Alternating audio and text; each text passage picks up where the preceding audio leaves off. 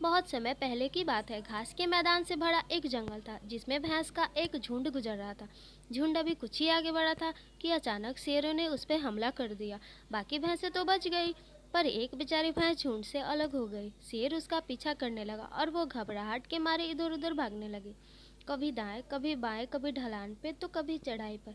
भैंस इतनी डर गई हुई थी कि उसने पलट कर देखा तक नहीं कि शेर कब का वापस लौट गया है। उसे तो बस अपने जान की फिक्र थी। काफ़ी देर तक भागने के बाद जब वो रुकी, तब उसे एहसास हुआ कि वह जंगल से बाहर निकल एक गांव में आ चुकी है। अगले दिन जंगली कुत्ते का झुंड घास के बीच मिल रही उस भैंस की गंध का पीछा करते करते उसी रास्ते पे चल पड़ा। अगले दिन भेड़ें भी घास के बीच बने रास्ते को देखकर उसी रास्ते पे चल पड़ी। ऐसे करते करते बहुत से जानवर उसी रास्ते पे चलने लगे और एक दिन जब जंगल में शिकार कर रहे नवयुवक ने वो रास्ता देखा, तो वो भी उसी रास्ते पे चलने पड़े और गांव पहुंचकर बहुत खुश हुए कि उन्होंने जंगल से निकलने का एक सरल रास्ता खोज लिया था।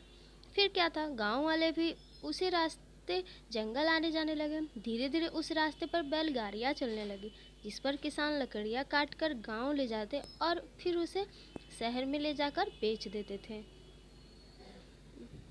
भैंस द्वारा बनाया गया वो रास्ता आज उस इलाके का मुख्य मार्ग बन चुका था और बेहद बेढंगा, ऊंचा नीचा और कठिन होने के बावजूद सब उसी रास्ते पर खुशी खुशी चल रहे थे।